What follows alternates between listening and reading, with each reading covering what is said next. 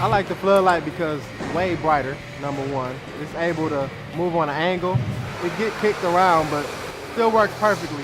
A huge advantage of having that small floodlight, not getting so hot in a small area, because a lot of our work is in small, cramped areas.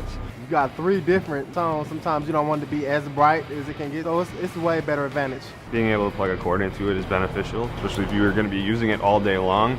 You know, if you got it on full blast all day, it's beneficial to be able to plug it in. And if you're on a lift or something, sometimes there's not a power source anywhere around, so it's beneficial to be able to unplug it and take it with you. And the fact that it's, you know, another battery operated tool, much easier to switch over to any battery we got charging and kind of face it right where you're working and go to work.